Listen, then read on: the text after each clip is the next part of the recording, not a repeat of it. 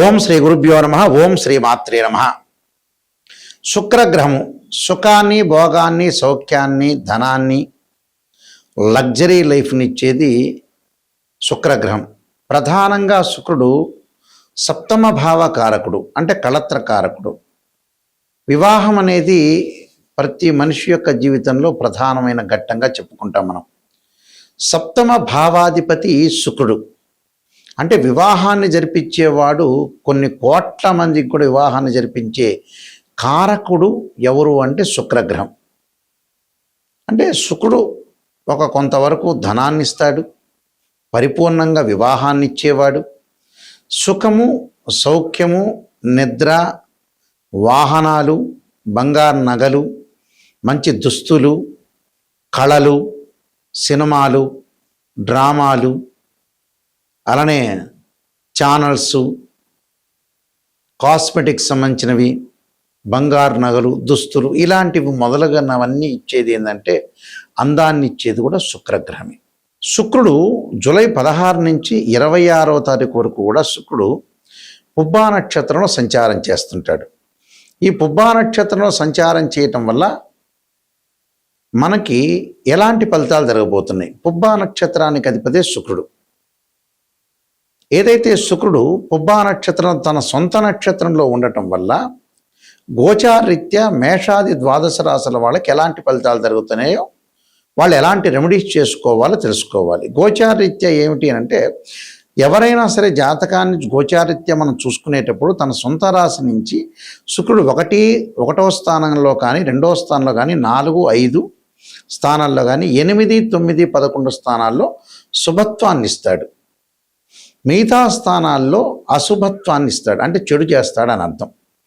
ఇది గమనించాలి. దానికి పరిహారాలు ఎలా చేసుకోవాలి?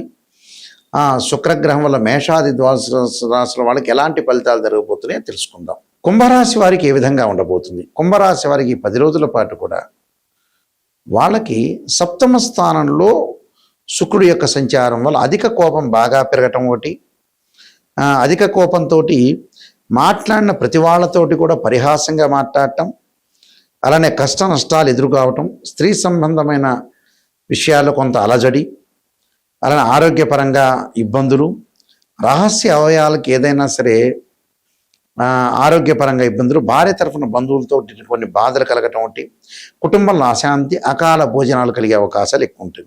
అధిక కోపం, మాట్లాడిన వారితోటి వీరికి తాపం కలిగే అవకాశాలు బాగా ఎక్కువ ఉంటాయి. కాబట్టి కొద్ది జాగ్రత్త ఉండే. భయము, వృద్ధి, సుఖరోగాలు, స్త్రీలతో గొడవలు, భార్యాభర్తల మధ్యలో చికాకులు రావటం ఒకటి, వ్యాపార పరంగా ఇబ్బందులు కలగటం ఒకటి, ఉద్యోగ ప్రయత్నాలు సఫలీకృతం కావటం, నిరుద్యోగులకు వాళ్ళు ఆశించినంత ఉద్యోగం రాకపోయే అవకాశాలు ఎక్కువ ఉంటాయి. కాబట్టి కొద్దిగా మీరు జాగ్రత్తగా ఆలోచన చేసి ముందుకు వెళ్ళాలి. అంటే ఆర్థిక పరంగా ఆదాయం పెరుగుతున్నా కూడా ఏదో రకమైన ఖర్చు పెరుగుతూ ఉంటుంది ఈ 10 రోజుల్లో. దాన్ని నియంత్రణ చేయాలి. ఎందుకంటే వాళ్ళ గురువు బాగున్నా శుక్రుడు అనుకూలంగా లేకపోవడం వల్ల ఏదో ఒక నియంత్రణ చేసుకోవడం చాలా ఇంపార్టెంట్. అంటే అధికంగా ఖర్చులు తగ్గించుకుంటూ ముందుకు వెళ్ళాలి. అధికంగా ఖర్చులు తగ్గించుకున్నా లేదనుకోండి ఇబ్బందులు అవుతాయి.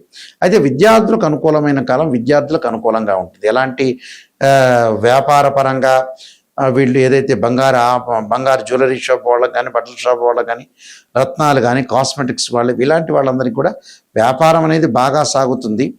వ్యాపార పరంగా ఇబ్బందులు ఉండవు. కానీ ఏదో రకమైన విషయాల్లో కొంత ఆతృత బాగా పెరుగుతుంటుంది. అలాంటి ఆతృత లేకుండా కొద్దిగా జాగ్రత్తగా ఉండి ముందుకు వెళ్తే మంచి జరిగే అవకాశాలు ఎక్కువగా ఉంటాయి. ఎందుకంటే మకరం, కుంభం, మీనం, మేషం, వృషభం, మిథునం, కర్కాటకం, సింహం కొద్దిగా వృత్తి ఉద్యోగాల లాభాలు, సంతోషము, నూతన వస్తువు, ధనలాభం, ఇలాంటివన్నీ కూడా బాగానే ఉంటాయి. అనుకూలమైన పరిస్థితులు బాగా ఎక్కువగా ఉండే అవకాశాలు ఉంటాయి. కొద్దిగా ఈ రాశి వాళ్ళకి కొంత కోపము ఇలాంటి వాటిని కొంచెం తగ్గించుకొని ముందుకెళ్ళేది. ఎందుకంటే సప్తమంలో ఏదైతే శుక్రుడు యొక్క సంచారం ఉండటం వల్ల కొన్ని ఇబ్బందులు కలగకుండా చూసుకోవడం మంచిది. నేను ఏదైతే కమలాదేవి యొక్క స్తోత్రపారాయణం చేయాలి, ఇంద్రాణి స్తోత్రపారాయణం చేస్తే మంచి జరిగే అవకాశాలు ఖచ్చితంగా ఉంటాయి. ఇవన్నీ కూడా గోచారరీత్యా చెప్పబడే ఫలితాలు అంటారు. బర్త్ చార్ట్కి గోచారరీత్యా చెప్పబడే ఫలితాలకి లాట్ ఆఫ్ డిఫరెన్స్ ఉంది. ఇక్కడ బర్త్ చార్ట్లో చాలామంది కూడా శుక్ర మహర్దశ అనుకుంటారు. ప్రతి వాడికి కూడా ప్రతి లగ్నానికి శుక్ర మహర్దశ కలిసి రాదు. కొన్ని లగ్నాలకు శుక్రమహారదశ కలిసి వస్తుంది, కొన్ని లగ్నాలకు శుక్రమహారదశ కలిసి రాదు. ఉదాహరణకు వృషభ లగ్నం ఉందనుకోండి, వృషభ లగ్నానికి శుక్రమహారదశ కలిసి వస్తుంది. అంటే అందరికీ కలిసి ఆ శుక్రుడు కూడా ఎక్కడ ఉన్నాడో చూసుకోవాలి. తులాలగ్నంలో పుట్టిన వాళ్ళందరికీ కూడా శుక్రమహారదశ కలిసి వస్తుంది, కలిసి రాదనేది కాదు. ఎందుకంటే 1, 5, 9 త్రికోణాలు శుభత్వాన్ని ఇస్తారని జ్యోతిష్ శాస్త్రం చెప్పబడింది. అంటే ఆ శుక్రగ్రహం కూడా ఎక్కడుంది అనేది కూడా మనం అనాలిసిస్ చేసి చూడాలి.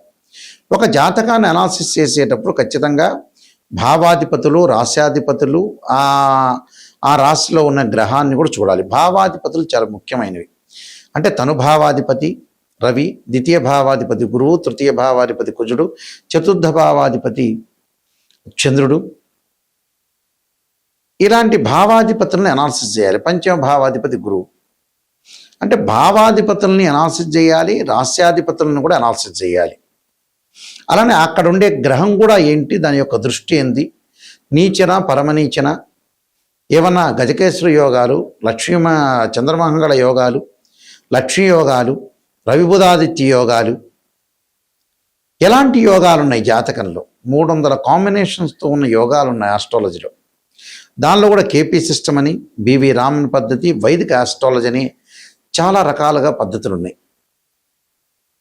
అంటే సబ్ లాట్స్ చూడాలా, కేపీ సిస్టంలో ఎలా ఉంటుంది, భావాలు ఎలా ఉంటాయి, పాజిటివ్ భావాలకి దాని యొక్క వ్యతిరేక భావాలు ఏ విధంగా ఉండబోతున్నాయి కేపీ సిస్టమ్, అలానే వైదిక ఆస్ట్రాలజీలు ఎలా ఉండబోతుంది.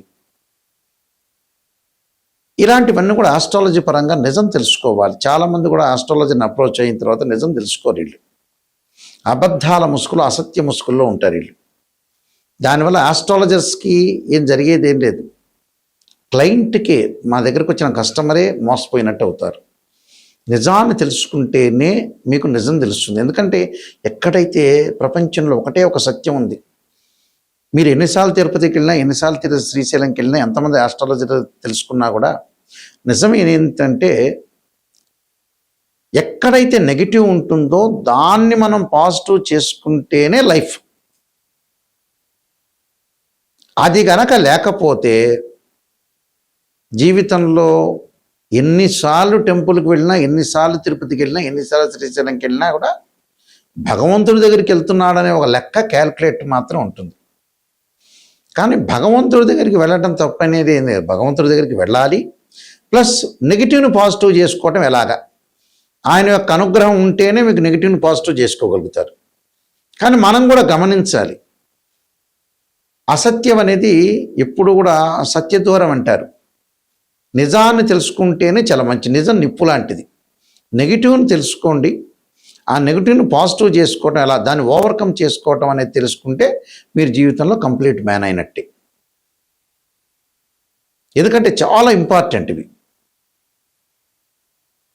ఎందుకంటే మనకి జీవితంలో సమయం లేదు. ఒక మూవీలో నందమూరి బాలకృష్ణ చెబుతాడు, సమయం లేదు మిత్రమా అని. చాలామంది కూడా సమయం ఉందని అనుకుంటారు, నిజాయితీ సమయం లేదు. 55 ఏళ్ళు 60 ఏళ్ళు దాటంగానే బ్యాగ్ సర్దుకొని రెడీగా ఉండాలి. ఎందుకంటే సమయంలో ఎంతైతే భగవంతుడు సమయాన్ని ఇచ్చారో దాన్ని సద్వినియోగం చేసుకున్న వ్యక్తే అతనే సూపర్ స్టార్.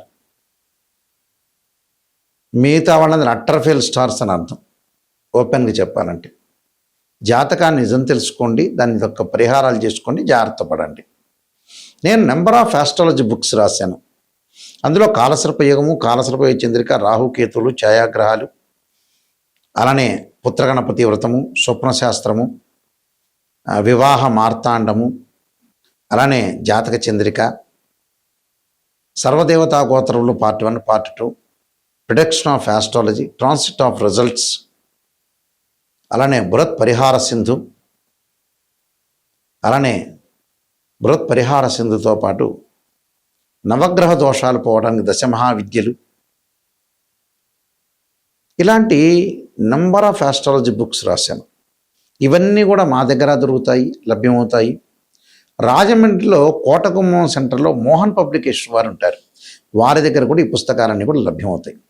అంటే కేవలం జాతకం చూసేయటమే కాదు, వాస్తుపరంగా కూడా లైఫ్ అనేది ఎలా ఉండబోతుంది, వాస్తుపరంగా ఎలాంటి నిర్ణయాలు తీసుకోవాలి, వాస్తుపరంగా ఏ విధంగా ఉండబోతుంది కూడా తెలుసుకోవాలి. మా వెబ్సైట్ www.nayakanti.com, nayakanti.in. అయితే నిజంగా జాతకాన్ని ఒక వివాహాన్ని తెలుసుకోవాలంటే రాశిచక్రం, నవాంశం, భావచక్రం, దశలు, అంతర్దశలు.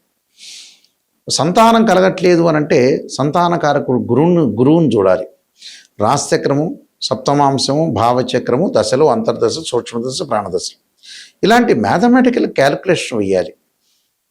అంటే ఏదే స్థానంలో నీచలో ఉన్నారు, ఉచ్చలో ఉన్నారు, ఇలాంటివన్నీ కూడా అనాలిసిస్ చేస్తేనే జాతకం. ఏదో అరకొరకుగా నాలెడ్జ్ చెప్పి మీరేదో మా కన్సల్టింగ్ ఫీజు ఇచ్చారని సంతృప్తికరంగా చెప్పడం అనేది కరెక్ట్ కాదు.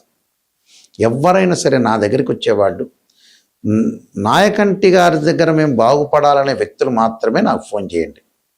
ఎందుకంటే మిమ్మల్ని నేను 10 మందిని ఒక్కళ్ళని బాగు చేసినా కూడా నా జీవితంలో కూడా సంతృప్తి కలుగుతుంది. అయ్యో ఈ వ్యక్తిని నేను బాగు చేశానని. ఎందుకంటే మేము వంశపారంపర్యంగా చెప్పేవాళ్ళం. మా నాన్నగారు కూడా ఇంటర్నేషనల్ ఆస్ట్రాలజీలో కౌన్సిల్ ఆఫ్ మెంబర్గా పనిచేశారు. సుదీర్ఘంగా ఆయన ఆస్ట్రాలజీలో రీసెర్చ్ స్కాలర్. మేము వంశపారంపర్యంగా మా గ్రాండ్ ఫాదర్ కానీ గ్రాండ్ ఫాదర్ పైన ఉండే మళ్ళీ వాళ్ళు కానీ అందరూ కూడా ఆస్ట్రాలజర్సే. కాబట్టి ప్రతి వాళ్ళని కూడా మనం బాగు చేయటం అనేది చాలా ఇంపార్టెంట్. మోరల్ ఇక్కడ ఒక ఆస్ట్రాలజీ పరంగానే కాకుండా ఒక మోరల్గా చాలా ఇంపార్టెంట్. అంటే ఒక మనిషి మన వల్ల బాగుపడ్డాడు, అతను గుర్తుపెట్టుకోవాలన్న ఆలోచన కూడా కలగాలి. అందువల్ల ఖచ్చితంగా మా దగ్గరికి వచ్చే వాళ్ళకి కరెక్ట్గా రిజల్ట్స్ ఇస్తాము. అప్రోచ్ కాండి. నిజమైన వాళ్ళు మాత్రమే నాకు ఫోన్ చేయండి. స్క్రీన్ మీద స్క్రోలింగ్ అవుతున్న నెంబర్ ఉంటుంది. మా వెబ్సైట్ను కూడా మీరు చూడొచ్చు, www.nayakanti.com, nayakanti.in. మీ అందరికీ కూడా శ్రీ పరమేశ్వరి యొక్క అనుగ్రహం ఉండాలని ఆశిస్తూ సర్వేజన సుఖినో భవంతు.